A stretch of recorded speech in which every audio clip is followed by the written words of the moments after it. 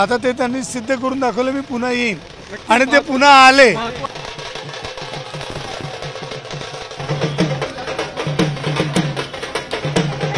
सगळ्या लाडक्या बहिणी खुश आहेत, नागपूरच्याच नव्हे तर पूर्ण महाराष्ट्राच्या। खरं तर नागपूरमध्ये देवेंद्र फडणवीस मुख्यमंत्री होणार हे माहिती झाल्यानंतर कार्यकर्त्यांकडून दिवाळी साजरी करण्यात आली।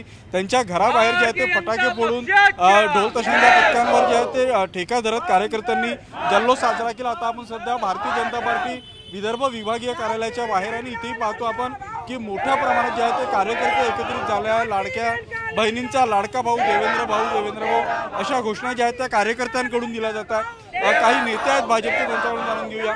मला सांगा, आज तुमचा नेता पुन्हा एकदा मुख्यमंत्री होईल याचा निश्चित झालेला आहे? निश्चित रूपाने आज आम्हा सर्व कार्यकर्त्यांना खूप आनंद झाला आहे। महाराष्ट्रातली जनता देखील आनंदित आहे। एक वेळ आपल्या लक्षात असेल की ज्यावेळेला देवेंद्रजींनी 19ची निवडणूक लढवली त्यांच्या नेतृत्वात, तेव्हा मी पुन्हा येईन या नाऱ्याने पूर्ण विरोधकांचं विश्लेषकांचं वारंवार त्यांच्यावर टीका होत होती। आता ते त्यांनी सिद्ध करून दाखवलं, मी पुन्हा येईन आणि ते पुन्हा आले। महत्त्वाचा मुद्दा आहे, पुन्हा एकदा फडणवीस आले। लाडक्या बहिणींचा लाडका भाऊ, तुमचा भाऊ मुख्यमंत्री होतोय।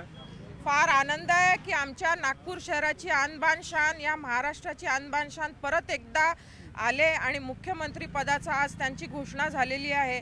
उद्या शपथविधी पण होणार आहे आणि सगळ्या लाडक्या बहिणी खुश आहेत, नागपूरच्याच नव्हे तर पूर्ण महाराष्ट्राच्या।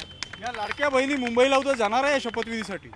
नागपूरमधून 500 ते 1000 महिला मुंबईला जात आहेत आणि आधुनिक अभिमन्यूंनी चक्रव्यूह तोडून पूर्ण महाराष्ट्रात भाजपमय सरकार आज आपण पाहतो आहेत की देवाभाऊनी परत आपले मुख्यमंत्री होत आहेत आणि सगळ्या लाडक्या बहिणी महाराष्ट्रातल्या खूप खुश आहेत। नक्कीच आपण नागपूरमध्ये पाहतोय की कार्यकर्त्यांकडून दिवाळी साजरी केली जाते आणि लाडक्या बहिणींचा लाडका भाऊ मुख्यमंत्री होता यासाठी जे आहे ते सेलिब्रेशन केलं जातं।